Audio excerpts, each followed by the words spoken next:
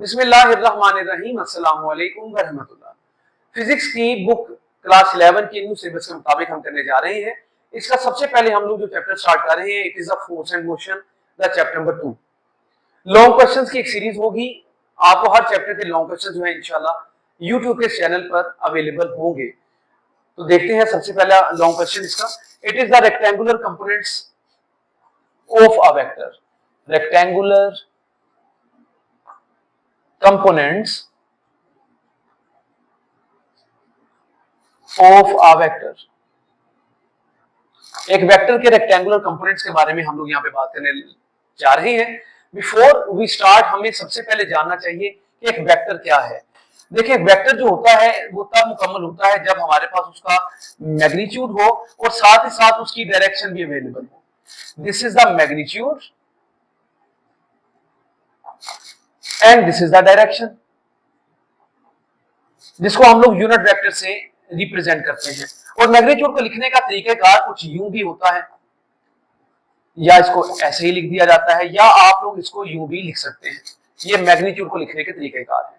Vector को represent किया जाता है लिख के, जो हम लोग रिप्रेजेंट करते हैं, एक तो बोल्ड कर दिया जाता है, एक वेक्टर को इस तरह से लिख लिया जाता है, एक वेक्टर को यूं भी लिखा जा सकता है। ये वेक्टर को रिप्रेजेंट करने के मुख्तलिफ तरीकेकार है लिखने के अंदाज में। लेकिन जब आप लोग वेक्टर को रिप्रेजेंट करते हैं ग्राफिकली, देन लिटिल सा डिफरेंस आ जाता है। वो ये है कि ये एक्स एक्सिस है, ये वाई एक्सिस है। ये independent and this is the dependent quantities के लिए इस्तेमाल कर लिया जाता है। ये हमारे पास इंटरसेक्शन पॉइंट है जहां पे दोनों एक्स और वाई कट जाते हैं। इसको हम लोग ओरिजिन कहते हैं, द स्टार्टिंग पॉइंट। यहाँ पे एक वेक्टर ले लिया जाता है, हम उसको कॉल कर ले कुछ भी। फॉर एग्जांपल एक फोर्स है, उसके लिए मैंने इसको एफ लिख दिया। ये वेक्टर जो है ओ से लेके किसी भी एक पॉइंट पी तक मैंने ले लिया, और ये जो पी पॉइंट है ये बता रहा है कि कितना ये एक्स के अलोंग चलेगा और कितना वाई के अलोंग आ जाएगा। यानी कि ये कितना वाई तक चल गया और कितना एक्स तक चल गया, ये बताने के लिए इस्तेमाल कर लिया जाता है एक्स वाई को। तो मिसाल ले लेते हैं कि अगर मैं मीटर्स में लिखता हूं तो ये मेरे पास, अगर फॉर एग्जांपल ये आ जाता है 3 मीटर्स और ये आता है 3.5 मीटर्स, तो मैं क्या लिखूंगा, P इंटू 3 इंटू 3.5। तो ये वेक्टर को रिप्रेजेंट करने के तरीकेकार है। और ये हमारे पास इनिशियल आर्म है, ये टर्मिनल आर्म है, तो इसके लिहाज से ये हम लोग क्या बना लेते हैं, एक थीटा, जो कि डायरेक्शन को रिप्रेजेंट करने के लिए बेसिकली इस्तेमाल किया जाता है। अब हम लोग स्टार्ट कर लेते हैं इस टॉपिक को, ताकि आप लोगों को समझ आ सके कि इस टॉपिक में एक्चुअली होगा क्या। तो हम ऐसा कर लेते हैं कि एक्स वाई प्लेन में एक वेक्टर ले लेते हैं और उसको कॉल कर लेते हैं एज ए, जो कि स्टार्टिंग पॉइंट यानी कि ओरिजिन से स्टार्ट होता है in the X Y plane.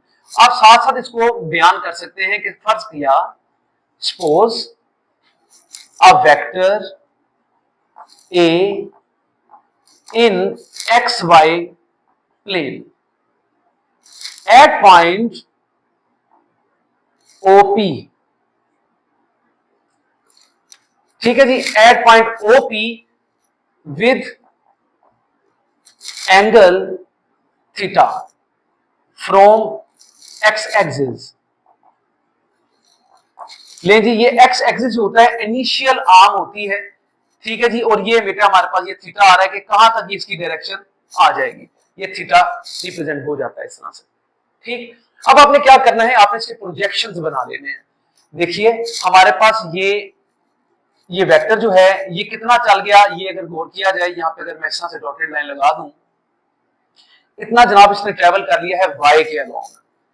ठीक है, और ये हमारे पास जो है ये एक्स एक्सिस पर आ रहा है। देखिए जितना ये है ये इतना ही है, तो इसका मतलब है ये ट्रेवल कितना कर लिया इसने, किसके अलोंग, एक्स के अलोंग। तो बेटा इसको हम लोग अगर यहां रिप्रेजेंट कर दें तो हमें कोई फर्क नहीं पड़ेगा। ठीक है, ये इसका y कंपोनेंट बन जाता है, इसको कहते हैं ए वाई। इसी तरह ये इसका x कंपोनेंट बन जाता है, इसको कहते हैं ए एक्स। ये जहां पे इंटरसेक्ट कर रहा है इस पॉइंट को मैं नाम दे रहा हूं m का।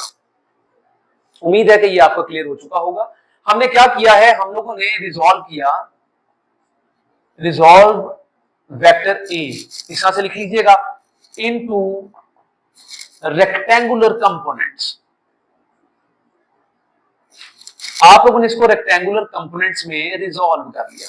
ठीक है जी, रिजॉल्व करने पे हुआ ये कि रिजॉल्व करने पर आपके पास जो OM है, यहां पे OM जो है इज अ प्रोजेक्शन, ये अक्ष है, ये अक्ष है, प्रोजेक्शन ऑफ वेक्टर ए। ये वेक्टर ए का अक्ष है अलोंग एक्स एक्सिस, ये एक्स एक्सिस पर जो है इसका अक्ष बन गया है। And MP is a projection of vector A along y-axis as AX and AY respectively। अच्छा, ये भी याद रख लीजिएगा कि रिस्पेक्टिवली क्यों लिखा जाता है, कि ये पहले के लिए OM के लिए ये AX आ रहा है, MP के लिए AY आ रहा है, ताकि तरतीब से बताया गया है। ये रिस्पेक्टिवली का यहाँ पे मतलब आ जाता है। अब आपने क्या करना है, यहाँ पे हम लोगों ने यूज करना है head to tail rule. Use head to tail rule to join the vectors, join the vectors. क्या मतलब हुआ इसका, जरा गौर कीजिएगा। मैं इस डायग्राम को दोबारा बनाने जा रहा हूं। ये हमारे पास आ गया था AX, ये आ गया बेटे हमारे पास AY। अगर आप गौर कर ले तो इसी तरह से बिल्कुल आ रहा है। अब हमारे पास जो हेड टू टेल रूल है उसमें ये कहा जाता है कि हमारे पास जो फर्स्ट वेक्टर का हेड है वो कोइंसाइड करता है, वो मिलता है दूसरे वेक्टर की टेल के साथ। ठीक हो गया। और हमारे पास एक रिजल्टेंट वेक्टर सिंगल वेक्टर होता है जो कि कंबाइंड इफेक्ट देता है तमाम वेक्टर्स का जो कि ऐड हो जाए। अब ये पहले वेक्टर की टेल से इसकी टेल मिलती है और आखिरी वेक्टर के हेड से इसका हेड मिल जाता है, इसको कहते हैं हम लोग रिजल्टेंट वेक्टर। तो ये तरीका है इसको रिप्रेजेंट कर लेने का। अब हमारे पास एक चीज की कमी है कि सर आपने यहाँ पे मैग्नीट्यूड्स बना दिए हैं but direction is not available. हम लोग डायरेक्शन को इस तरह से इसको रिप्रेजेंट कर लेते हैं। I is the direction, AX is the magnitude along x axis, और J जो है हेड इस्तेमाल कर लिया जाता है y एक्सिस की तरफ डायरेक्शन को रिप्रेजेंट करने के लिए। इस तरह से बेटे ये बन गया हेड टू टेल रूल। हम लोग पहले मालूम कर लेते हैं यहाँ पे x कंपोनेंट। तो जरा गौर कीजिएगा x कंपोनेंट में होगा क्या। जैसे कि आपको इल्म है कि ये एक हमारे पास राइट एंगल ट्रायंगल है जिसका एक एंगल 90 डिग्री का होता है। ये साइड बेस है, this is the perpendicular and this is the hypotenuse. For that आपको इल्म में होना चाहिए कि हमारे पास जो cos थीटा है ये होता है बेस ओवर हाइपोटेन्यूज के equal. Base is the OM and hypotenuse is the OP। Right AX over AY equal cos theta. क्या AY आएगा? बिल्कुल नहीं, यहां पे सिर्फ A आएगा क्योंकि OP आप लोगों ने ये लिखना है। AY तो बेटा MP की जगह पे आएगा ना, परपेंडिकुलर की जगह पे। एंड नाउ AX जो है आपके पास आ जाता है, A को यहां पे मल्टीप्लाई कर दीजिएगा, A cos of theta. This is the X component. Similarly Y component भी कुछ मुख्तलिफ नहीं है, बस उसमें sin थीटा इस्तेमाल कर लिया जाता है। तो y कंपोनेंट में क्या होगा हमारे पास sin theta which is equal to perpendicular MP है सॉरी ये ओवर हाइपोटेन्यूज OP। MP क्या है? AY है और बेटा ये क्या है? A। आप लोगों ने मैग्नीट्यूड्स ही लिखने हैं। अगर क्वेश्चन किसी के ज़हन में आया है तो वो ये ज़हन में रख ले कि यहाँ पे सिर्फ मैग्नीट्यूड्स ही लिखे जाएंगे। तो आपके पास ये X और ये Y कंपोनेंट्स इसके आ गए। अब हम लोगों ने करना यह है कि हम लोगों ने मैग्नीट्यूड फाइंड कर लेना। अब दो चीजें सिर्फ रह गई, एक मैग्नीट्यूड है और एक बच्चों क्या है इसकी डायरेक्शन। सबसे पहले मैग्नीट्यूड को फाइंड कर लेते हैं, तो उसके लिए हम यूज करेंगे यहाँ पे Pythagorean theorem. Using Pythagorean theorem which is hypotenuse का स्क्वायर इक्वल है बेस का स्क्वायर प्लस परपेंडिकुलर का स्क्वायर। तो बेटे हाइपोटेन्यूज क्या है? इट इज OP स्क्वायर आ जाएगा। बेस क्या है आपके पास? It is OM।